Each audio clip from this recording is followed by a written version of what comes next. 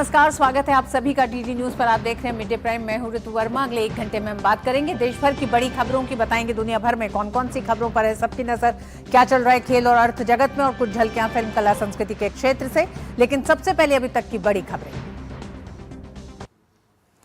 विकसित भारत जी राम जी को लेकर शिवराज सिंह चौहान की कांग्रेस को दो टूक। झूठ की दुकान बंद करें, अफवाहें न फैलाएं। SC ST महिलाएं, दिव्यांग और गरीब हमारी प्राथमिकताएं। भाजपा के राष्ट्रीय अध्यक्ष पद के चुनाव के लिए नामांकन आज। कार्यकारी अध्यक्ष नितिन नवीन भरेंगे पर्चा। बिहार के उप मुख्यमंत्री सम्राट चौधरी ने कहा, यह बिहार के लिए खुशी की बात।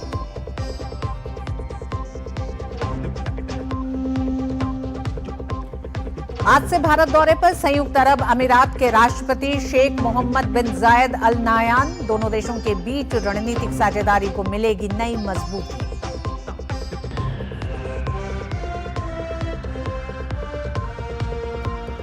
पश्चिम बंगाल में एक बार फिर महिला सुरक्षा पर सवाल। पुरुलिया में नाबालिग के साथ सामूहिक दुष्कर्म, 7 आरोपी गिरफ्तार। पॉक्सो एक्ट के तहत मामला दर्ज।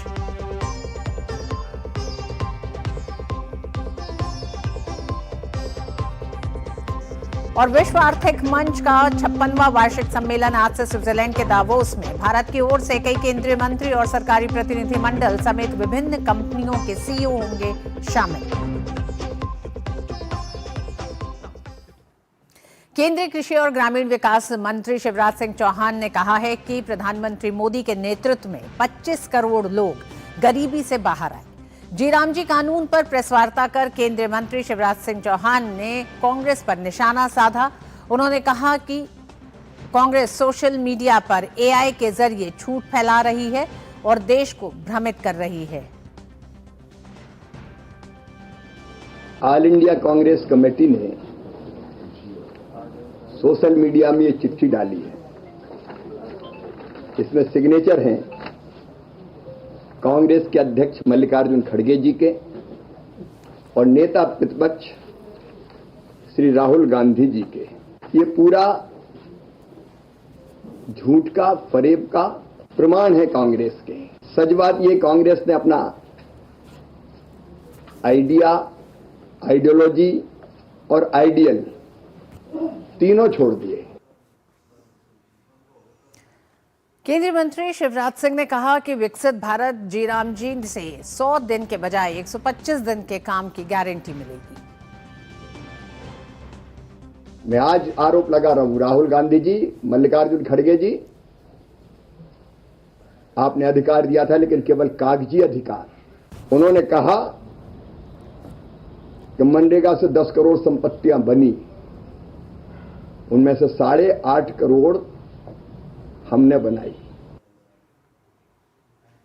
केंद्रीय मंत्री शिवराज सिंह ने कहा, कानून में प्रावधान किया गया है कि प्राथमिकताएं तय की गई हैं। SC ST महिलाएं, दिव्यांग और गरीब हमारी प्राथमिकताएं हैं और इन्हें रोजगार देना हमारी प्रतिबद्धता है।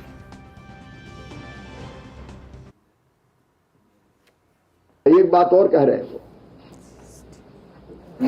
SC ST को, महिलाओं को नुकसान होगा। मैं फिर दोनों नेताओं से कहना चाहता हूं कि सरेआम तो भ्रम मत फैलाओ। इसमें प्रावधान किया गया है, प्राथमिकताएं तय की गई है। पहले SC ST, महिलाएं, बहनें हमारी, दिव्यांग और गरीब, ये हमारी प्राथमिकता है और इनको रोजगार वचनबद्धता है। कृषि मंत्री शिवराज सिंह आक्रामक अंदाज में दिखाई दे। लगातार हम देख रहे हैं कि विकसित भारत जी राम जी कानून को लेकर कांग्रेस का विरोध जारी है। संसद के भीतर जिस समय इसको लेकर चर्चा हो रही थी, उसमें कांग्रेस के नेता राहुल गांधी उसमें शामिल नहीं हुए। कांग्रेस ने समय समय पर वॉकआउट किया। ऐसे में अब कृषि मंत्री शिवराज सिंह का साफ कहना है कि खुलेआम झूठ मत फैलाइए। जिस तरह का भ्रम पैदा किया जा रहा है VB जी राम जी बिल को लेकर, ये बिल जहां आज से पहले तक 100 दिन के रोजगार को सुनिश्चित करता था, अब इसमें बड़ा बदलाव किया गया है जो 125 दिन के रोजगार देगा ग्रामीणों को। और यही नहीं, अब जो वीबी जीराम जी कानून है, अब ये ग्रामीण अर्थव्यवस्था और ग्रामीण बुनियादी ढांचे को लेकर एक नए सिरे से इस पर काम किया जा रहा है। आज के बाद अब वीबी जीराम जी के तहत जितना भी काम होगा उसको ग्रामीण भारत के विकास में और विकसित भारत के लक्ष्य को पूरा करने के लिहाज से भी वीबी जीराम जी को एक नया रूप दिया गया है। मजदूरों को भ्रमित लगातार कांग्रेस पार्टी कर रही है, इसका बड़ा आरोप लगाया है कृषि मंत्री शिवराज सिंह ने। और शिवराज सिंह ने यह भी कहा कि पिछले कुछ समय में 10 करोड़ ऐसे काम हुए हैं जो वीबी जीराम जी, जिसका नाम पहले मनरेगा था, उसके तहत हुए। उसमें 8 करोड़ काम जो हुए हैं वो सीधे सीधे पिछले 10 साल के हैं, जो मौजूदा सरकार है उसके नेतृत्व में ये काम हुए हैं। कागज पर दिए अधिकार को अब वास्तविकता जमीन पर उतारा जा रहा है। योजना थोपी नहीं जाएगी बल्कि ग्राम पंचायत फैसला करेगी। ग्रामीणों की भागीदारी सुनिश्चित की जा रही है, सिर्फ श्रमिकों और मजदूरों की शक्ल में नहीं बल्कि ग्रामीण भारत के विकास में भी ग्रामीणों की एक हिस्सेदारी, एक तरह से एक भागीदारी होगी। मजदूरों को लगातार भ्रमित कर रही है क्योंकि कांग्रेस ने कहा कि वीबी जीराम जी कानून का विरोध वो ग्राम सभाओं में जाके करेंगे, पंचायत स्तर पे करेंगे। यही एक कारण है कि कृषि मंत्री शिवराज सिंह आज आक्रामक अंदाज में दिखाई दिए और उन्होंने कहा कि सिर्फ झूठ फैला रही है कांग्रेस मजदूरों और श्रमिकों के बीच में जाके, गांव में जाके। वो नहीं चाहते हैं कि ग्रामीण भारत का विकास हो, ग्रामीण भारत के लोगों को रोजगार उपलब्ध हो। मौजूदा कानून में 100 दिनों के रोजगार की जगह अब 125 दिनों के रोजगार को सुनिश्चित किया गया है। साथ ही एक लंबे समय तक मनरेगा, जो कि पहले इसका नाम था, मनरेगा को लेकर लगातार ये शिकायतें थी, पारदर्शिता को लेकर सवाल उठाया जा रहा था। जॉब कार्ड्स, फर्जी जॉब कार्ड्स को लेकर कई सवाल उठे और ये सवाल किसी विपक्षी पार्टी ने नहीं, लेकिन ये सवाल लगातार कैग की रिपोर्ट उठा रही थी। कई ऐसे इंडिपेंडेंट सर्वे हुए जिनमें इन तमाम एक तरह से इन खामियों पर सवाल उठाया गया, जिन्हें दूर किया गया है अब वीबी जीराम जी के तहत। और वीबी जीराम जी सिर्फ रोजगार उपलब्धता की ही बात नहीं करता बल्कि ग्रामीण इंफ्रास्ट्रक्चर और अर्थव्यवस्था को भी मजबूत करेगा। साथ ही वीबी जीराम जी भ्रष्टाचार पर एक बड़ी चोट है। भ्रष्टाचार के तमाम उन रास्तों को बंद करता है जो मनरेगा के तहत खुले हुए थे और यही कारण है कि भारतीय जनता पार्टी, कृषि मंत्री शिवराज सिंह का लगातार ये कहना है कि कांग्रेस जब ये कह रही है कि वो वीबी जीराम जी का विरोध कर रही है तो वो वीबी जीराम जी का विरोध नहीं कर रही है, वो भ्रष्टाचार का समर्थन कर रही है। लंबे समय तक मनरेगा को लेकर इस तरह की शिकायतें आती रही हैं कि किस तरह से मनरेगा के तहत भ्रष्टाचार हो रहा है और उसका बड़ा एक तरह से खामियाजा भुगत रही है। ग्रामीणों को उसका खामियाजा भुगतना पड़ रहा है क्योंकि ये मुख्य रूप से इस योजना के तहत ग्रामीण भारत के लोगों को रोजगार उपलब्ध कराया जा रहा है। 100 दिन का एक तरह से पहले रोजगार उपलब्ध होता था, अब वो 125 दिन बढ़ गया है। साथ ही ग्रामीणों को रोजगार मिले और जो काम हो रहे हैं वो काम सिर्फ गड्ढे भरने तक सीमित ना रहे, सड़कों बनाने तक ना रहे, बल्कि गांव की बुनियादी ढांचे में भी इन कामों का एक बड़ा योगदान हो, उससे उसको बल मिले। ये ध्यान में रखते हुए वीबी जीराम जी को नया रूप दिया गया है। मनरेगा में जितने घोटाले हो रहे थे उन्हें खत्म करने के लिए कई ऐसे प्रावधान किए गए हैं, जिसमें एक बड़ा प्रावधान है डिजिटल इंटरफेस। डिजिटल इंटरफेस के तहत किस तरह से ई ग्राम स्वराज, ये एक प्लेटफॉर्म है जो ये एकीकृत ऑनलाइन मंच है जिसका उद्देश्य पंचायतों के कामकाज में पारदर्शिता, जवाबदेही और दक्षता लाना है। इस पोर्टल को भी जोड़ा गया है और इस पोर्टल के तहत योजना, बजट, लेखा जोखा और कार्यों की निगरानी की जाती है। ग्रामीण भारत में हर ग्रामीण, हर नागरिक ई ग्राम स्वराज पोर्टल पर ग्राम पंचायत के विकास कार्यों, फंड के उपयोग, भुगतान की स्थिति देख सकता है, जिससे भ्रष्टाचार की संभावनाएं कम होती हैं। तो इस तरह के प्लेटफॉर्म के साथ भी वीबी जीराम जी को जोड़ा गया है। सोशल ऑडिटिंग एक बहुत बड़ा पहलू है मनरेगा का भी रहा, जिसमें यह पाया गया कि सोशल ऑडिटिंग को लेकर जो खामियां सामने आई मनरेगा के लागू होने के बाद से पिछले 20 सालों में, उन्हें दूर करेगा वीबी जीराम जी। ऑनलाइन ऑडिट होगा और सोशल ऑडिटिंग पे खास जोर दिया गया है। तो ये कई ऐसे प्रावधान किए गए हैं जो वीवी जीराम जी नए बिल के तहत है, लेकिन कांग्रेस का लगातार जो विरोध है, सवाल ये है ये विरोध महज राजनीतिक विरोध है या फिर किसी भी कानून में किए गए बदलाव से अगर उसका असर जमीन पे या ग्रामीणों के लिए या उस कानून से, उस योजना से जिन लोगों को फायदा हो रहा है, अगर उन्हें उसका फायदा मिलता है तो क्या कांग्रेस का विरोध जनता तक इन योजनाओं का पूरा फायदा ना पहुंचे इससे है? तो सैद्धांतिक तौर पर कांग्रेस का विरोध क्या है, ये जानना सबसे बड़ी बात है। और इसी को लेकर कृषि मंत्री शिवराज सिंह चौहान ने कहा कि लगातार कांग्रेस जिन बातों को उठा रही है वीवी जीराम जी को लेकर, वो विरोध सिर्फ राजनीतिक है, वो सिर्फ भ्रम फैला रहे हैं, झूठ फैला रहे हैं। आप अपनी स्क्रीन पे भी देख रहे हैं कि मनरेगा के तहत सीमित रणनीतिक फोकस था, लेकिन अब संरचना और आजीविका यानी कि जो इंफ्रास्ट्रक्चर डेवलपमेंट है वो एक बहुत बड़ा मकसद है अब वीवी जीराम जी का। पंचायत श्रेणी के अनुसार ही होगा, यानी कि अब काम तय होंगे गांव को किस काम की जरूरत है, अब उससे तय होगा कि वीवी जीराम जी में किन कामों पर काम किया जाएगा। हमारे साथ हरिकिशन शर्मा, वरिष्ठ सहायक संपादक इंडियन एक्सप्रेस, जुड़ गए हैं। हरिकिशन जी, सबसे बड़ा सवाल यही है, कांग्रेस लगातार विरोध कर रही है, आज और आक्रामक अंदाज में कृषि मंत्री शिवराज सिंह ने कहा कि ये सरेआम खुलेआम झूठ फैला रहे हैं, इन्हें शर्म आनी चाहिए। क्या आपको लगता है कांग्रेस का विरोध महज राजनीतिक है या सैद्धांतिक है, या मूल रूप से कानून में कुछ ऐसा है जिसको लेकर कांग्रेस लगातार विरोध कर रही है? देखिए, किसी भी लोकतांत्रिक व्यवस्था में राजनीतिक दल का ये दायित्व होता है कि वो जो भी सरकार है उसकी नीतियों की समीक्षा करे, उससे प्रश्न करे।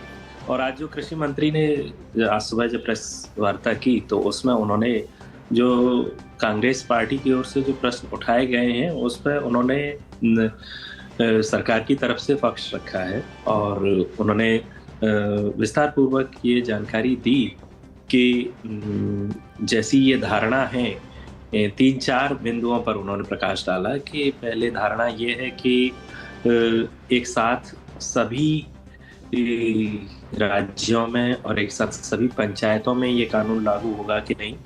तो उन्होंने स्पष्ट किया कि ये जो विकसित भारत जीराम जी कानून है वो एक साथ सभी राज्यों में लागू होगा।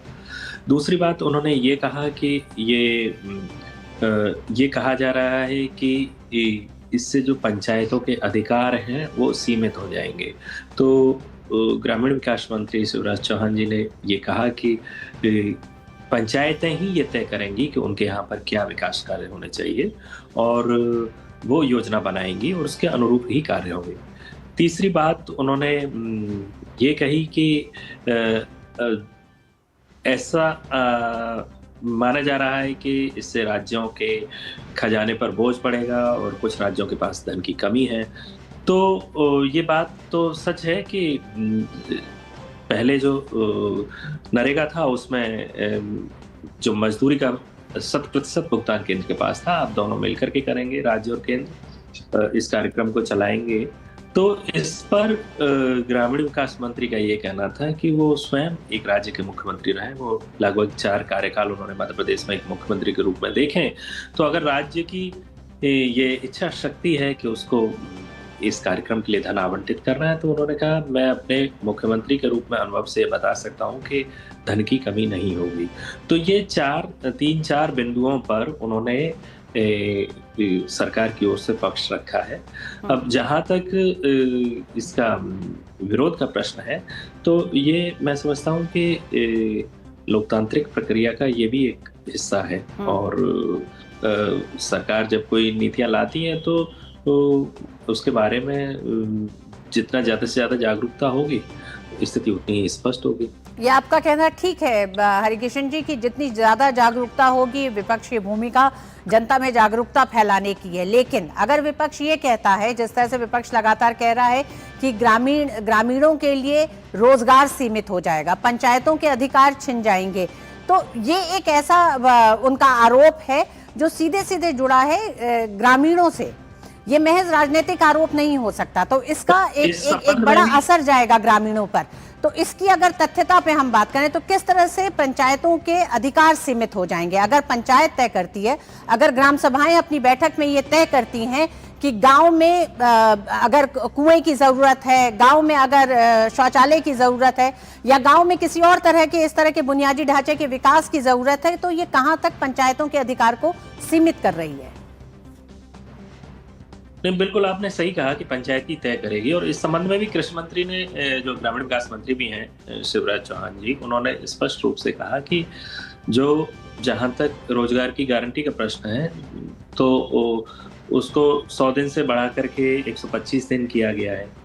और जहां तक पंचायत की भूमिका का प्रश्न है तो उन्होंने कहा कि जो ये पूरा कार्यक्रम है जिसका एक बड़े उद्देश्य के साथ इसको जोड़ा गया है, देश को विकसित राष्ट्र बनाने के उद्देश्य के साथ, तो पंचायतें मिल करके अपना एक प्लान तैयार करेंगी और उसके अनुसार ही वहां पर कार्य होगा, उनकी मांग के आधार पर ही कार्य होगा। जो वो कार्य वहां से, जो उनकी आवश्यकता के अनुरूप जो भी सुविधाओं का विकास होना, न्यूनतम सुविधा, चाहे वो ढांचागत सुविधाएं हों, चाहे वो आजीविका से जुड़ी हुई सुविधाएं हों, जैसे मान लीजिए मंडी स्थल का निर्माण करना है, या मान लीजिए पार्किंग स्लॉट का निर्माण करना है, जो नए कार्य इसमें जोड़े गए हैं जीराम जी की कानून के माध्यम से। तो उन्होंने कहा ये पंचायत की जरूरत के हिसाब से तय होगा। और एक जो इसमें अवधारणा है कि पंचायतों का श्रेणीकरण किया जाएगा, ABC 3 कैटेगरी में मान लीजिए पंचायतें रखी जाएंगी, तो वो भी एक तरीके से तार्किक ये है कि इससे जो पीछे छूट रही है पंचायतें। हरिकिशन जी 2009 में मिहिर शाह, जो कि प्लानिंग कमीशन के भी सदस्य थे, मिहिर शाह कमेटी बनी थी जो नरेगा पे जिसने अपने सुझाव दिए थे, जिसको शामिल भी किया गया था। उस समय भी मिहिर शाह का ये कहना था कि इस तरह की योजनाओं पे किसी देश की निर्भरता बहुत बेहतर नहीं है सिर्फ रोजगार देने के लिए। अगर अब 20 साल के बाद एक बड़ा परिवर्तन अगर इसमें इस तरह से देखा जाए कि रोजगार तो देंगे, 125 दिन भी किए गए, लेकिन वो जो रोजगार होगा वो किस तरह से विकसित भारत के लक्ष्य को भी पूरा करे, गांव की अर्थव्यवस्था, गांव के इंफ्रास्ट्रक्चर में भी एक तरह से कुछ वो जोड़ेगा, वो जो रोजगार के जरिए जो निर्माण होंगे। तो इस तब्दीली को आप किस तरह से देखते हैं? देखिए, ये मैंने आपके शो पर पहले भी एक दिन ये बात कही थी कि नरेगा आज से 20 साल पहले आया था। 20 साल पहले देश की परिस्थितियां अलग थी। अगर आप सरकारी आंकड़े, गरीबी के जो आंकड़े हैं, सरकारी आंकड़े उस समय के और इस समय के, उन दोनों पर यकीन करें तो इससे फर्क साफ नजर आता है कि उस समय मान लीजिए गरीबी 30% से ऊपर थी और अभी 5% से नीचे है, जो अति गरीबी है। तो आप जो गरीबी निवारण के प्रोग्राम है उनको आपको रीओरिएंट तो करना पड़ेगा आज की वास्तविक स्थिति के आधार पर। दूसरी बात, जो नरेगा का उद्देश्य था, नरेगा का उद्देश्य ग्रामीण आजीविका को और सुरक्षित करना था, मजबूती देना था।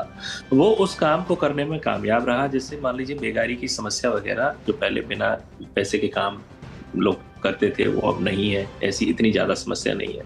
तो अब 20 साल बाद अगर आप समीक्षा करके आप उसमें बदलाव करके थोड़ा सा और मॉडिफिकेशन करके और बेहतर करना चाहते हैं, और क्योंकि अब अगले 20 साल का जो लक्ष्य है आपका, आप पिछले 20 साल के भूतकाल को देख करके आप भविष्य की योजना नहीं बना सकते ना। आप भविष्य को देख करके भविष्य की योजना बनाएंगे तो जब 20 साल का आपने लक्ष्य रखा है पूरे देश को विकसित बनाने का, और उसमें आप मान लीजिए ग्रामीण क्षेत्र को छोड़ ही देते हैं, उसमें जरा सी भी तब्दीली नहीं करते हैं, आप कहते हैं कि 20 साल से जो चल रहा है वैसे ही चले, तो मैं समझता हूँ कि इसमें परिमार्जन आपने जो किया है उससे कोई समस्या नहीं है।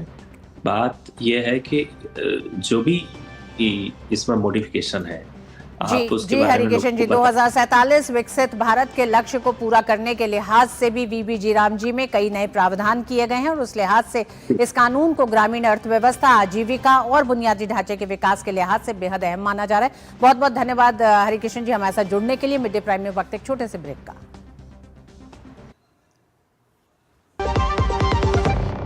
टिंग टिंग, आपके लिए एक फेस्टिवल ऑफर है। QR कोड स्कैन करो, UPI पिन डालो और 10,000 रुपए आपके बैंक अकाउंट में। पिन डालूंगा तो पैसा खट से आएगा नहीं, झट से कट जाएगा।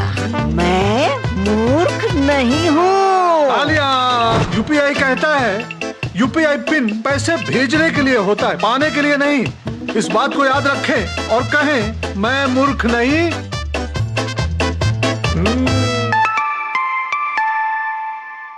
जाइए, आप भी किसी का टेस्ट लीजिए। जरा सी हंसी दुलार जरा सा जरा सी अनबन प्यार जरा सा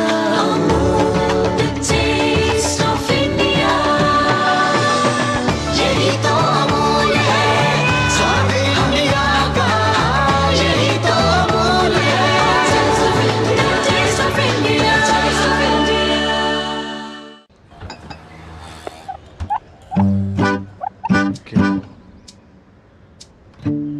मेरा बेटा ईशान डॉक्टर बनेगा डॉक्टर। मेरा ईशान तो साइंटिस्ट बनेगा। अब ये ईशान क्या बनेगा? ईशान कुछ भी बने, उसके साथ हमेशा है LIC की अमृत बाल चिल्ड्रन पॉलिसी। बड़े सपनों का रखे ख्याल। बीजेपी के राष्ट्रीय अध्यक्ष पद के लिए आज नामांकन दाखिल किया जाएगा। बीजेपी के कार्यकारी अध्यक्ष नितिन नवीन की तरफ से बीजेपी के राष्ट्रीय अध्यक्ष के चुनाव के लिए नामांकन दाखिल होगा। जिन राज्यों में बीजेपी के संगठन की चुनाव प्रक्रिया पूरी हो गई है, ऐसे राज्यों से एक एक सेट बीजेपी के नए अध्यक्ष पद के लिए दाखिल किए जाएंगे। नितिन नवीन के अध्यक्ष पद के लिए प्रस्तावकों में पार्टी के शीर्ष नेता शामिल होंगे। अलग अलग राज्यों की तरफ से उनके लिए प्रस्तावकों के कई सेट दाखिल होंगे। बीजेपी 16 जनवरी को ही राष्ट्रीय अध्यक्ष पद के लिए निर्वाचक मंडलों के सदस्यों की सूची जारी कर चुकी है, जिसमें जिन जिन राज्यों में संगठन चुनाव हो चुके हैं उन राज्यों से पार्टी के राष्ट्रीय परिषद के सदस्यों के नाम भी शामिल हैं। निर्वाचक मंडल की सूची में कुल 5,700 से अधिक नाम शामिल हैं। बीजेपी अध्यक्ष पद के लिए मौजूदा कार्यकारी अध्यक्ष नितिन नवीन का ही नामांकन होना है। नामांकन दोपहर 2 बजे दाखिल किया जाएगा। पूरी चुनाव प्रक्रिया नई दिल्ली स्थित पार्टी मुख्यालय में होगी। देश भर के भाजपा शासित राज्यों के मुख्यमंत्री प्रदेश अध्यक्षों को प्रस्तावक के तौर पर आमंत्रित किया गया है। भारतीय जनता पार्टी लोकतांत्रिक पार्टी है, तो हम लोग को नया राष्ट्रीय अध्यक्ष मिलने वाले हैं। आज नामांकन है और कल हम लोग नए अध्यक्ष का स्वागत करेंगे। बड़ा दिन होगा भारतीय जनता पार्टी के एक एक कार्यकर्ताओं के लिए। अब हम लोग कल से अपने नए राष्ट्रीय अध्यक्ष के नेतृत्व में काम करने वाले हैं। खुशी का विषय है और भारतीय जनता पार्टी के लिए भी एक ऐतिहासिक दिन है कि सबसे युवा राष्ट्रीय अध्यक्ष के तौर पर आज नॉमिनेशन नितिन नवीन जी करेंगे और कल हमें नए राष्ट्रीय अध्यक्ष के तौर पर नितिन नवीन जी हम लोगों को मिल जाएंगे। और पूरे देश में संगठन का अनुभव जो उनका है, सरकार में उन्होंने काम किया है और कई राज्यों के प्रभारी के तौर पर युवा मोर्चा में काम किया है, तो सभी का अनुभव का लाभ भारतीय जनता पार्टी को मिलेगा। और भारतीय जनता पार्टी और मजबूती के साथ नड्डा जी के नेतृत्व में लगातार काम हो रहा है और उनके नेतृत्व में और मजबूती के साथ खड़ा होगा। तो बीजेपी राष्ट्रीय अध्यक्ष का नामांकन 2 बजे से शुरुआत होगी। कार्यकारी अध्यक्ष नितिन नवीन नामांकन भरेंगे। इसी मुद्दे पर बात करने के लिए हमारे साथ जुड़ गए वरिष्ठ पत्रकार शेखर अय्यर साहब और साथ ही हमारे संवाददाता राजेश राज भी जुड़े हुए हैं। राजेश, सबसे पहले तो यही जानना चाहेंगे कि किस तरह की तैयारियां बीजेपी मुख्यालय में। हम जानते हैं, हमने इससे पहले भी बताया कि क्या प्रक्रिया में किस तरह से संगठनात्मक तौर पर भी तमाम जो राज्यों के परिषद है वो किस तरह से इसमें शामिल होते हैं, लेकिन तैयारियों और प्रक्रिया को लेकर कुछ विशेष चीजें आपसे जानना चाहेंगे। देखिए, भारतीय जनता पार्टी के दीनदयाल जो उपाध्याय का जो राष्ट्रीय कार्यालय है वहां पर मैं मौजूद हूं और यहां पर भारी गहमागहमी देखने को मिल रही है। तमाम राज्यों के जो सीएम हैं, डिप्टी सीएम हैं, प्रदेश अध्यक्ष हैं, पूर्व अध्यक्ष हैं, वो लोग खास तौर पर प्रस्तावक के तौर पर आमंत्रित किए गए हैं। अभी तक हमने देखा कि बिहार बीजेपी के अध्यक्ष संजय सरावगी, डिप्टी सीएम सम्राट चौधरी, विजय कुमार सिन्हा, पूर्व अध्यक्ष दिलीप जायसवाल, रमेश पोखरियाल निशंक को हमने देखा। दर्शना जरदोश यहाँ पर जो है वो पहुंच चुकी हैं और इस तरीके से एक एक कर अब मैं देख पा रहा हूं कि केंद्रीय मंत्री गिरिराज सिंह जो हैं वो अभी जस्ट पहुंचे हैं। तो कुल मिलाकर ये कहा जा सकता है कि बीजेपी का पूरा दफ्तर वरीय नेताओं से खचाखच भरा हुआ है। और जो खबरें मिल रही हैं, जैसा कि अभी पूर्व बिहार के प्रदेश अध्यक्ष दिलीप जायसवाल का मैंने अभी इंटरव्यू किया था, तो उन्होंने बताया कि बिहार से 20 लोगों को प्रस्तावक के तौर पर आमंत्रित किया गया है। यानी एक एक राज्यों से 20-20 प्रस्तावक होंगे और राष्ट्रीय परिषद के सदस्य, राज्य बीजेपी का जो परिषद है उसके सदस्य इसके प्रस्तावक होंगे। और आज 2 बजे से 4 बजे तक नॉमिनेशन का काम होगा। 4 से 5 बजे तक जो है वो जो उसकी चुनावी प्रक्रिया है, मतपत्रों की जो नॉमिनेशन का जो पत्र है उसको जांच किया जाएगा और फिर 5 से 6 बजे नामांकन वापसी की जो तारीख है वो होगी। और ऐसे में कहा जा सकता है कि सिर्फ एक नाम होने की स्थिति में जिन नाम पर विचार किया जाना है वही नाम सर्वसम्मति से राष्ट्रीय अध्यक्ष के रूप में सामने आएंगे। और ये माना जा रहा है कि 45 साल की भारतीय जनता पार्टी हो गई है और 45 साल का ही बीजेपी का राष्ट्रीय अध्यक्ष भी होगा, जिसका विधिवत ऐलान कल किया जाएगा। और तमाम जो पार्टी के वरिष्ठ नेता हैं वो नए राष्ट्रीय अध्यक्ष का अभिनंदन करेंगे।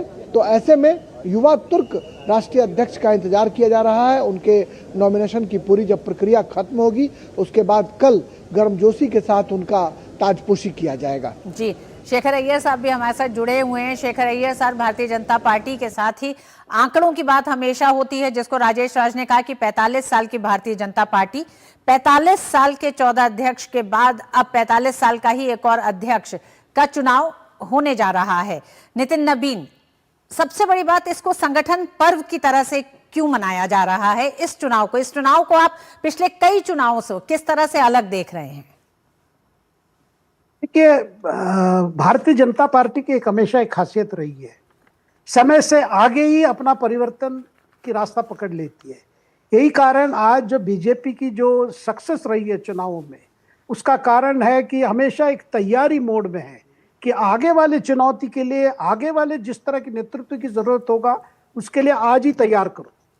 इसी कारण से आप देखेंगे ये जो प्रोएक्टिव अप्रोच है पार्टी की, ऊपर से नीचे तक, यानी किसी चीज का इंतजार मत करो, फिर रिएक्टिव मोड में जिस तरह बाकी पार्टी की जो हालत हम देख रहे हैं, मुद्दे को लेकर हो या सुशासन को लेकर हो, हमेशा ये जो रिएक्टिव मोड से प्रोएक्टिव मोड होना, एक प्रकार से आप मैं देख रहा हूँ 2014 से प्रधानमंत्री नरेंद्र मोदी के नेतृत्व और बाकी नेताओं की जो मार्गदर्शक यही रहा है कि पार्टी को तैयार करके आगे रहना है, क्योंकि हमेशा रिएक्टिव मोड में रहेंगे तो फिर हम आगे बढ़ नहीं सकते। जैसे विकसित भारत की बात हो रही है, वैसे ही आज हम देख रहे हैं कि उस विकसित भारत के लिए एक पॉलिटिकल पार्टी रूप में बीजेपी को कैसी तैयारी करनी है। और तैयारी का मतलब संगठन की तैयारी। देखिए, सबसे बड़ी बात, बीजेपी नेतृत्व कभी ग्लैमर के पीछे नहीं गया है। हाँ, एक समय था उनके लिए बड़े चेहरे की जरूरत थी, इसलिए उनको बार बार अध्यक्ष की पद दी गई थी, यानी अटल बिहारी वाजपेयी जी हो या लाल कृष्ण अडवाणी जी हो, क्योंकि उनकी पर्सनालिटी से ही पार्टी का आगे उसका विस्तार हुआ था। लेकिन आज पार्टी विस्तार हो चुकी है, सबसे बड़ी पार्टी है, one of the world's biggest party, political party है। अब वो समय के अनुसार, लोगों की अपेक्षा के अनुसार, लोगों की जरूरत के अनुसार उनको बदलते रहना है। उस बदलने की जो एक प्रक्रिया है उसका मैं देख रहा हूं आज जो हो रही है कि नए अध्यक्ष की जो संगठन पर्व करके पार्टी मान रही है, उसका एक शुरुआत है रितु जी। अच्छा, अब शेखर अय्यर साहब, एक लंबा समय लगा एक तरह से अध्यक्ष का चुनाव करने में। क्या आप ये मानते हैं कि ये लंबा समय आने वाली योजनाओं को, संगठनात्मक बदलाव और संगठन में किस तरह से कुछ चुनौतियां हैं उन्हें भी दूर करने के लिए एक ऐसे चेहरे की तलाश में इतना लंबा समय लगा? नहीं, लंबा समय मुझे नहीं लगता है कि नेतृत्व ढूंढने के लिए समय नहीं लगा, क्योंकि जब बाकी चीजें सरकार के सामने, सरकार के नेतृत्व के सामने, प्रधानमंत्री के सामने और पार्टी के, क्योंकि बड़े नेता वो मंत्री भी है, मंत्रिमंडल में है, तो जब देश के कई समस्या सामने था, ऑपरेशन सिंधु आपने पहले देखा, चुनाव खत्म हुआ, लोकसभा चुनाव, उसके बाद अभी बाकी चीजें भी आगे आ गई, अभी ऑपरेशन सिंदूर, सिक्योरिटी के मामले में, आर्थिक स्थिति को लेकर, जब बड़े नेता देश की समस्या को लेकर ये थे, ऐसे समय में इसकी तो सर्च चल रही थी। लेकिन मुझे लगता है वो विलंब के कारण कोई चेहरे ढूंढने में के कारण नहीं है, क्योंकि प्रधानमंत्री का एक हमेशा एक मार्गदर्शन रहा है कि पार्टी को नए नए ऊर्जा चाहिए। वो ऊर्जा तभी मिलेगा आप जब नए लोगों को शामिल करेंगे, नए वर्गों को शामिल करेंगे, आउटरीच करते रहेंगे। और इस समय में नवीन जी का क्या खासियत है, एक ऑर्डिनरी साधारण वर्कर से शुरू किए। अपने फादर के डेथ के बाद जिस तरह राजनीति में उनको एक मजबूरी से आना पड़ा, उसके बाद जिस तरह अपना काम निभाते गए, अपनी रिस्पॉन्सिबिलिटी निभाते गए, एक एमएलए से लेकर अभी मंत्री तक, और हमेशा जो डेडिकेशन, एक कमिटमेंट के साथ, एक सिंसिरिटी के साथ, इसको आगे करके एक एग्जाम्पल के तौर पे दिखाने के लिए उनको चुना गया। ये मेरी मानना है, क्योंकि जब नवीन को सामने देखेंगे, क्योंकि इस पर कई विश्लेषण हुआ, कुछ लोग ये भी कहे भाई कोई बड़ा चेहरा नहीं है, इतने बिहार से बाहर लोग जानते नहीं है, वो बात नहीं है, लेकिन उनकी जो कार्यशैली है वही एक मॉडल है। वो मॉडल आज बीजेपी के लिए बहुत जरूरी है, क्योंकि आगे वाले समय में लगातार आप देखेंगे, इस साल भी चुनाव है, आगे भी चुनाव है, अगले साल उत्तर प्रदेश की चुनाव है, इस साल में अभी 5 राज्यों की होनी है, लगातार चुनाव है, जाके 2029 तक आप देखेंगे एक के बाद। और इस पीरियड में क्या क्या हो रहा है आप समझना चाहिए।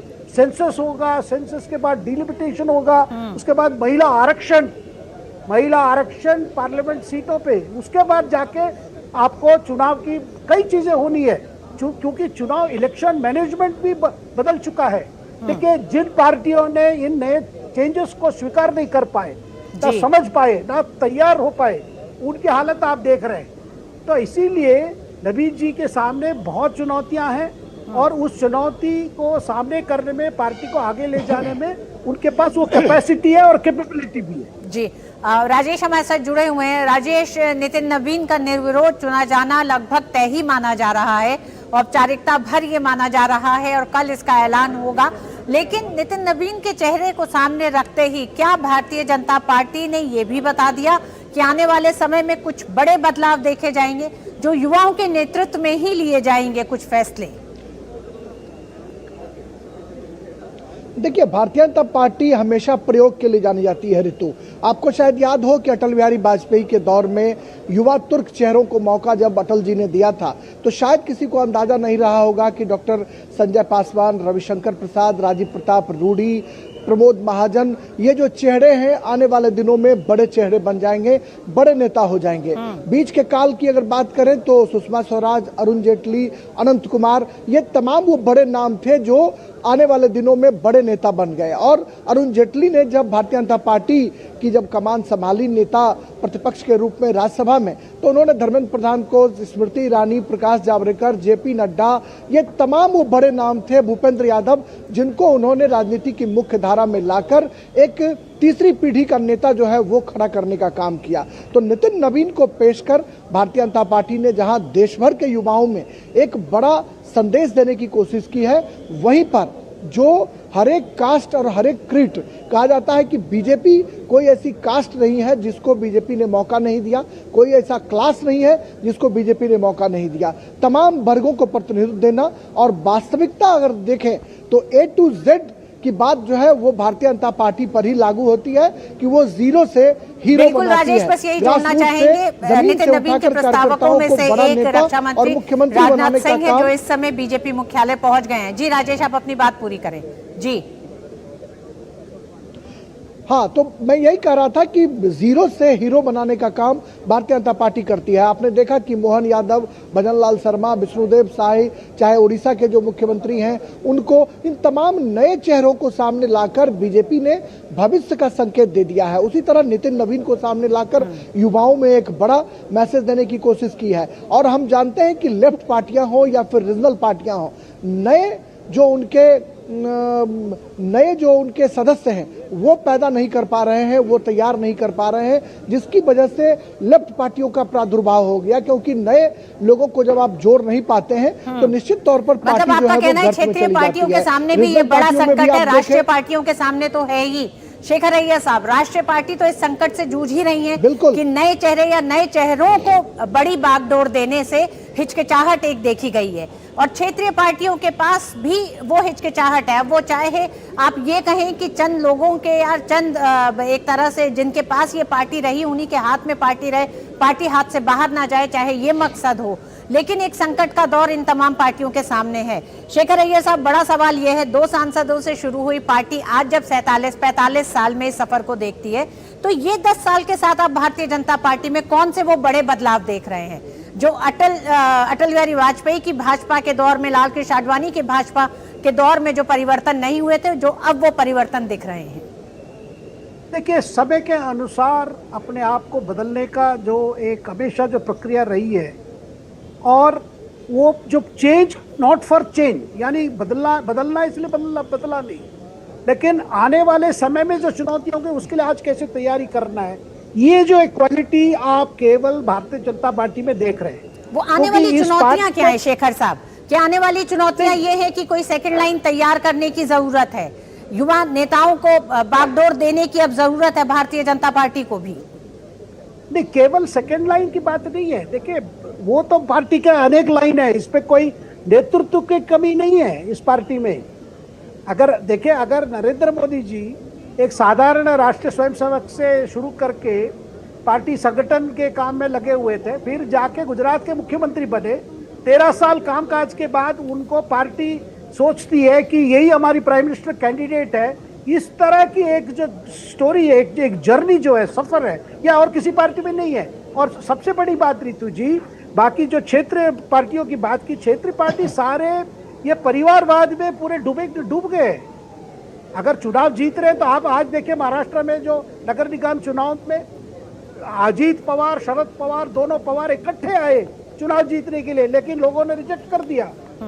तो जब पार्टी की काम, अगर लोगों की समस्या को हमें ढूंढ के निकाल के उसके लिए सोल्यूशन देखना और सरकार और लोगों के बीच में कनेक्ट देने की काम जो बीजेपी पार्टी में हमेशा रही है, वो और उसके लिए जो टेक्निक और उसकी मेथोडोलॉजी भी बदलती जा रही है।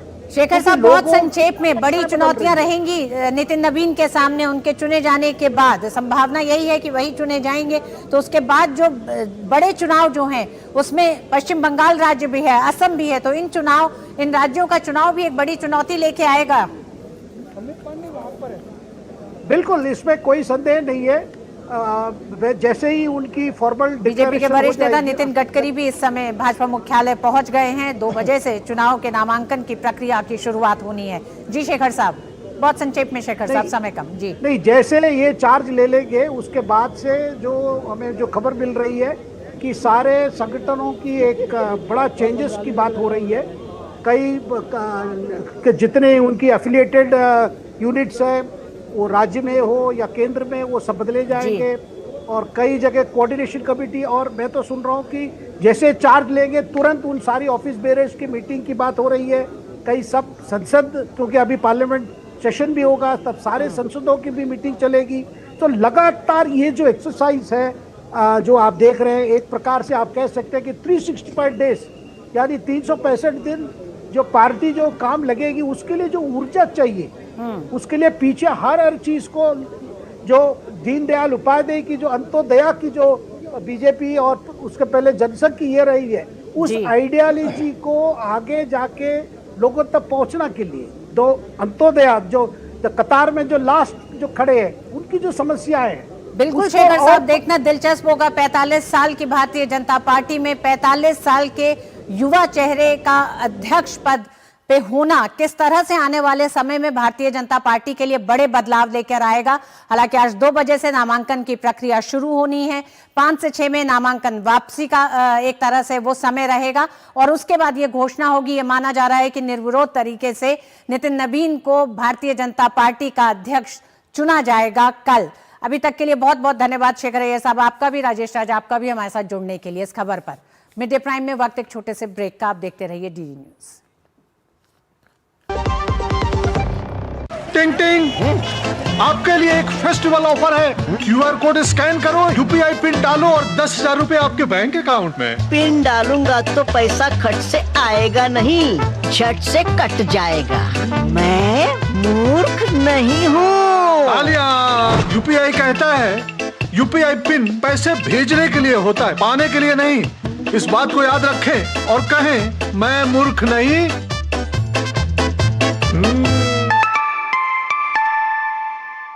जाइए आप भी किसी का टेस्ट लीजिए। कुछ पल नहीं दिशा दिखाए, मंजिल नहीं फिर दूर, जब जब कुछ पल साथ बिताए। तुम्हारे साथ बिताए हुए पल मेरे साथ रहेंगे जिंदगी भर। LIC से मिले बीमे की रकम ने ही मेरे नए काम की शुरुआत को मुमकिन बनाया। कुछ पल का साथ बन जाता है जिंदगी भर का साथ। LIC, हर पल आपके साथ। और ये आप देख रहे हैं भारतीय जनता पार्टी मुख्यालय में इस समय केंद्रीय गृह मंत्री अमित शाह भी पहुंच गए हैं। अब से थोड़ी ही देर में 2 बजे से भाजपा राष्ट्रीय अध्यक्ष के चुनाव के लिए नामांकन की प्रक्रिया की शुरुआत होगी। एक एक कर सभी नेता पहुंच रहे हैं। प्रस्तावकों में शामिल है गृह मंत्री अमित शाह। और खबर, संयुक्त अरब अमीरात के राष्ट्रपति शेख मोहम्मद बिन जायद अल नहयान आज से भारत की आधिकारिक यात्रा पर रहेंगे। वे प्रधानमंत्री नरेंद्र मोदी के निमंत्रण पर भारत आ रहे हैं। यूएई के राष्ट्रपति बनने के बाद ये उनकी तीसरी आधिकारिक भारत यात्रा है। यूएई के राष्ट्रपति की इस यात्रा से भारत और यूएई के बीच व्यापक रणनीतिक साझेदारी के लिए नई सीमाएं तय होंगी। ये यात्रा आपसी हित के क्षेत्रीय और वैश्विक मुद्दों पर विचारों के आदान प्रदान को भी मजबूती देंगी। भारत और यूएई एक दूसरे के शीर्ष व्यापार और निवेश भागीदारों में शामिल हैं। दोनों देशों के बीच दीर्घकालिक ऊर्जा आपूर्ति व्यवस्था समेत एक मजबूत ऊर्जा साझेदारी भी है। यूएई के प्रेसिडेंट की इस यात्रा से भारत और यूएई के व्यापारिक और रक्षा संबंध और मजबूत होंगे। भारत और यूएई के बीच घनिष्ठ और बहुआयामी संबंध है। दोनों देश मजबूत राजनीतिक, सांस्कृतिक, आर्थिक संबंध साझा करते हैं। यूएई के राष्ट्रपति की यात्रा बेहद अहम है। शेख मोहम्मद बिन जायद अल नहयान का ये दौरा बेहद अहम माना जा रहा है। दोनों देशों की रणनीतिक साझेदारी को मजबूती मिलेगी। प्रधानमंत्री नरेंद्र मोदी के निमंत्रण पर यूएई के राष्ट्रपति भारत दौरे पर रहेंगे। भारत और यूएई के बीच घनिष्ठ और बहुआयामी संबंध हैं। दोनों देशों में मजबूत राजनीतिक, सांस्कृतिक, आर्थिक संबंध हैं। यात्रा से रणनीतिक साझेदारी को मजबूती मिलेगी। दोनों देशों के बीच क्षेत्रीय वैश्विक मुद्दों पर आदान प्रदान और बढ़ेगा। आर्थिक साझेदारी समझौतों से भी ये दोनों देशों के संबंध लगातार मजबूत होते रहे हैं। इस पर और बात करने के लिए हमारे साथ जुड़ गए हैं अखिलेश सुमन, हमारे साथी संवाददाता। अखिलेश जी, अहम माना जा रहा है ये यात्रा, तीसरी यात्रा राष्ट्रपति बनने के बाद, लेकिन अगर पिछले 10 साल में देखें तो ये उनकी 5वीं यात्रा है। किस तरह से आप देख रहे हैं इस यात्रा को अपनी पिछली यात्राओं से अलग और अहम? देखिए, निश्चित तौर पे ये यात्रा बहुत ही ऐसे समय में हो रही है जिस समय पूरा का पूरा मिडिल ईस्ट जो आप देख रहे हैं, मध्य पूर्व जो है कई तरह के दबावों से गुजर रहा है। एक तो हमास और इजराइल के बीच का संघर्ष, उसको सेटल करने की कोशिश अमेरिकी राष्ट्रपति डोनाल्ड ट्रंप की, उधर ईरान के अंदर जो आंदोलन चल रहे हैं उसकी स्थिति, उधर कह सकते हैं कि आप पूरा सीरिया परेशान है, यमन परेशान है। इस सारी स्थितियों में यूएई और भारत के बीच के जो संबंध है काफी अहम है। और खास करके ऋतु में आपको याद दिलाऊं कि भारत और यूएई एक ITU2 नाम से एक ग्रुपिंग बनी थी, जिसे कहता है कि मिडिल ईस्ट का वो क्वाड है।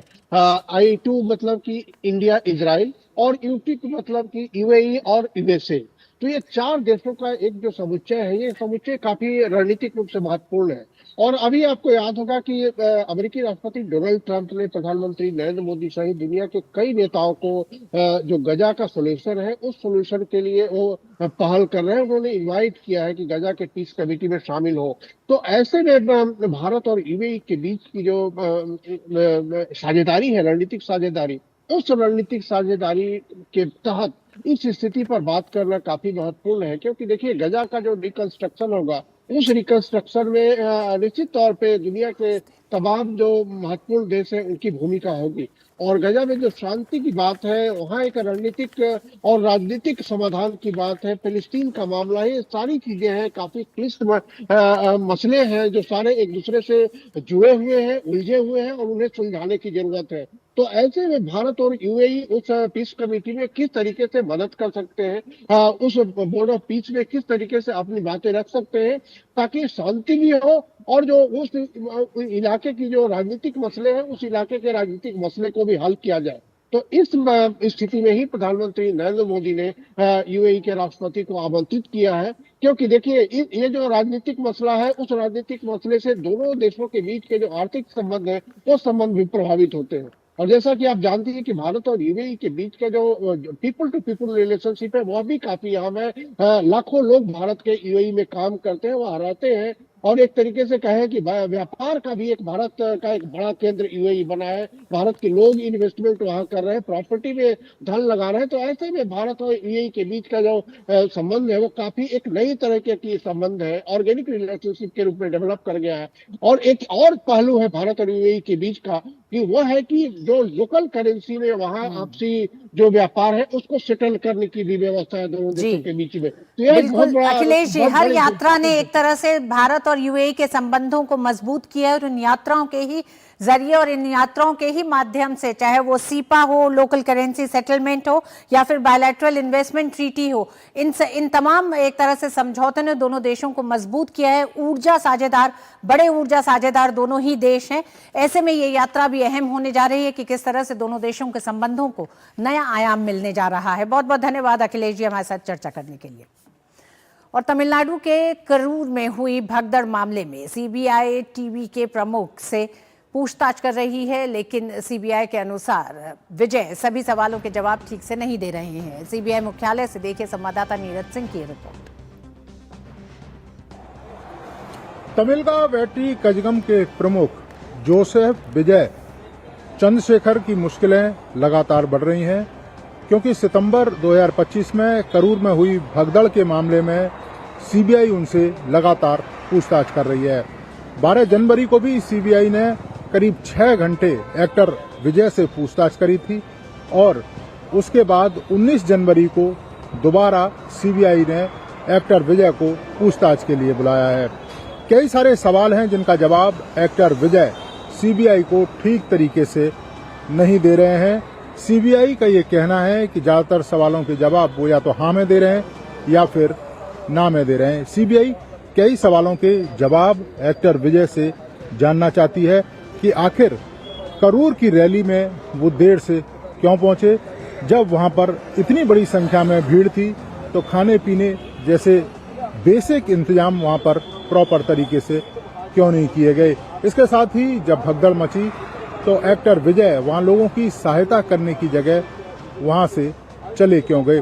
इसके साथ साथ ही सीबीआई एक्टर विजय से ये भी जानना चाहती है कि क्या तमिलनाडु पुलिस प्रशासन को रैली की जानकारी दी गई थी, वहां पर इंतजाम किस तरीके से किए गए थे, कितनी वहां पर फोर्स तैनात थी और इसके अलावा उनके जो कार्यकर्ता हैं वो वहां पर क्या कर रहे थे। कई तरह के सवाल हैं जिनका जवाब सीबीआई एक्टर विजय से जानना चाहती है। और एक्टर विजय लगातार ये कह रहे हैं कि उनका कोई दोष नहीं है, उनकी पार्टी का कोई दोष नहीं है। तमिलनाडु सरकार ने और तमिलनाडु प्रशासन ने तमाम इंतजाम नहीं किए। अब देखना यह होगा कि एक्टर विजय सीबीआई के इन सवालों के जवाब किस तरीके से दे पाते हैं, क्योंकि सीबीआई का ये कहना है कि अगर वो संतुष्ट नहीं हुई तो एक्टर विजय को दोबारा भी पूछताछ के लिए बुलाएगी। कैमरामैन योगेश के साथ नीरज सिंह, डीडी न्यूज, दिल्ली।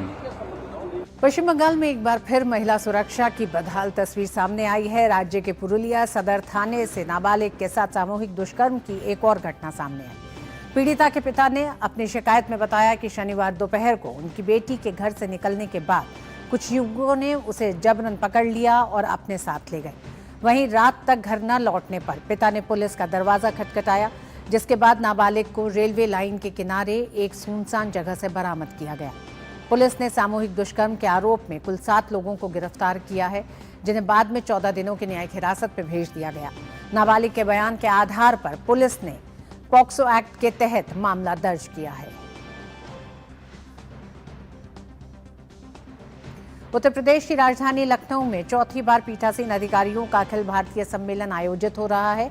86वें अखिल भारतीय पीठासीन अधिकारी सम्मेलन में 28 राज्यों, 3 केंद्र शासित प्रदेशों की विधानसभाओं और 6 विधान परिषदों के पीठासीन अधिकारियों की सहभागिता होगी। लोकसभा अध्यक्ष ओम बिरला AIPOC के उद्घाटन सत्र को संबोधित करेंगे।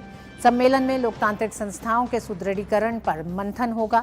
AIPOC के पूर्ण सत्रों में विधायी प्रक्रियाओं में तकनीक, विधायकों का क्षमता निर्माण और विधायिका की जवाबदेही पर भी चर्चा होगी। इसके साथ ही सशक्त विधायिका समृद्ध राष्ट्र के संकल्प के साथ लखनऊ में राष्ट्रीय स्तर पर संसदीय मंथन होगा। सम्मेलन का उद्घाटन उत्तर प्रदेश की राज्यपाल आनंदीबेन पटेल करेंगी। उद्घाटन सत्र में उत्तर प्रदेश के मुख्यमंत्री योगी आदित्यनाथ भी मौजूद रहेंगे। लोकसभा अध्यक्ष ओम बिरला सम्मेलन के समापन समारोह को भी संबोधित करेंगे। प्रधानमंत्री नरेंद्र मोदी ने सत्ता में आने के बाद लंबित परियोजनाओं के काम में तेजी लाने और उन्हें जल्द से जल्द पूरा करने के लिए प्रगति नाम से एक पहल की शुरुआत की। इसका मकसद था प्रोजेक्ट्स में देरी की वजहों का पता लगाकर उसका समाधान निकालना। और इस पहल की 50वीं बैठक हो चुकी है और तब तक 85 लाख करोड़ की 3,300 से ज्यादा परियोजनाओं को जल्द पूरा किया गया था। प्रगति की ये पहल कैसे कमाल कर रही है, इसी पर हम एक सीरीज चला रहे हैं जिसका नाम है प्रगति एट 50, विकास को गति।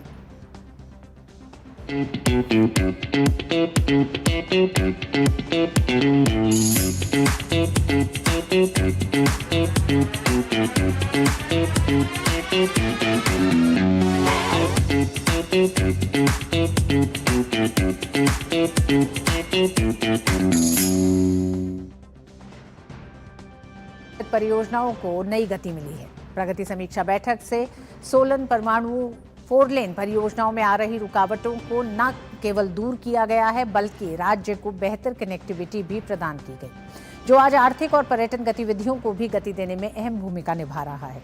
देखिए हमारी ये खास रिपोर्ट।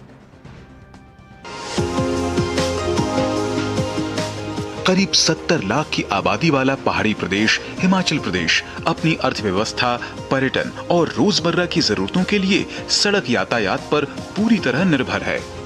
लंबे समय तक यहाँ 4 लेन सड़कों की कल्पना भी मुश्किल मानी जाती थी, लेकिन केंद्र सरकार के हस्तक्षेप के बाद 2011 में पहली बार प्रदेश में आधुनिक 4 लेन सड़कों को मंजूरी मिली। शिमला और चंडीगढ़ को जोड़ने वाला परवाड़ू सोलन 4 लेन हाईवे को विकसित करने का फैसला हुआ। 39 किलोमीटर लंबे इस 4 लेन का निर्माण 1635 करोड़ रुपए की लागत से किया गया। परियोजना जितनी महत्वाकांक्षी थी उतनी ही चुनौतीपूर्ण भी। पहाड़ी और संवेदनशील क्षेत्र होने के कारण निर्माण के दौरान भूमि अधिग्रहण, वन मंजूरी, भूमि सीमांकन और मुआवजा वितरण जैसी कई जटिल समस्याएं सामने आई। इसके अलावा हिमाचल प्रदेश विद्युत बोर्ड के 9 हाई वोल्टेज टावरों का स्थानांतरण, वन संरक्षण अधिनियम 1980 के तहत मलबा डंपिंग के लिए वन भूमि के डायवर्जन की मंजूरी, मुकदमेबाजी, उत्तराधिकार विवाद और लंबित म्यूटेशन जैसी अड़चनें भी परियोजना में देरी का कारण बनी। इन तमाम बाधाओं को दूर करने में प्रधानमंत्री नरेंद्र मोदी के नेतृत्व वाला प्रगति मंच निर्णायक साबित हुआ। 27 जून 2018 को हुई प्रगति समीक्षा बैठक में पहली बार सोलन परवाड़ू 4 लेन परियोजना में आ रही रुकावटों को गंभीरता से उठाया गया। इसके बाद केंद्र सरकार ने प्रगति मंच के माध्यम से राज्य सरकार को स्पष्ट निर्देश दिए और विभिन्न विभागों के बीच समन्वय सुनिश्चित किया गया और फिर वर्षों से अटकी समस्याएं एक एक कर सुलझती चली गई। रेबॉन एक यहाँ पे जगह आती है जहाँ पे लैंड एक्विजिशन की वजह से काफ़ी दिक्कतें रहीं। जब उसको प्रगति में बैठक में डाला गया, तो चीफ सेक्रेटरी लेवल पे कैबिनेट सेक्रेटरीट से डायरेक्शन आया और उसके बाद इसको फास्टेस्ट मोड पे करा के हमको लैंड मिला और हम उसको बाईपास को रेबॉन वाले को जल्दी से जल्दी करना। यहाँ से हमारा 4 लेन का प्रोजेक्ट जो परवाणु सोलन है, इसका ये आखिरी हिस्सा है। यहाँ भी काम होने में काफ़ी तकलीफ NHAI को झेलनी पड़ी, जिसको के जो इंटर मिनिस्ट्रियल का फोरम है प्रगति में इसको रेज किया गया, और प्रगति में जब रेज किया तो इसका डिस्ट्रिक्ट एडमिनिस्ट्रेशन से सॉल्यूशन आया। आखिरकार 20 दिसंबर 2023 को परवाणु सोलन 4 लेन का निर्माण कार्य पूरा हुआ और इसे औपचारिक रूप से कंप्लीशन सर्टिफिकेट जारी किया गया। आज यह कॉरिडोर परवाणु सोलन और शिमला के बीच कनेक्टिविटी सुधारने, सड़क सुरक्षा बढ़ाने, यात्रा समय घटाने और प्रदेश में आर्थिक व पर्यटन गतिविधियों को गति देने में अहम भूमिका निभा रहा है। यह परियोजना इस बात का सशक्त उदाहरण है कि कैसे प्रधानमंत्री की प्रगति समीक्षा के जरिए जटिल और संवेदनशील क्षेत्रों में भी अवसंरचना परियोजना को सफलतापूर्वक धरातल पर उतारा जा सकता है। Bureau report, DD news.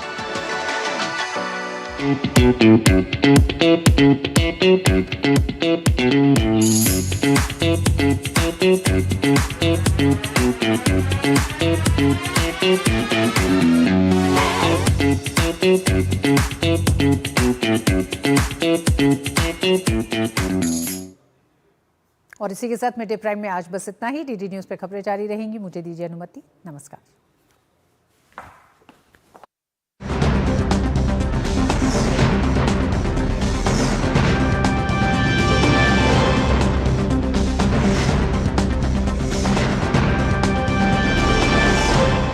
Mid day prime के प्रायोजक थे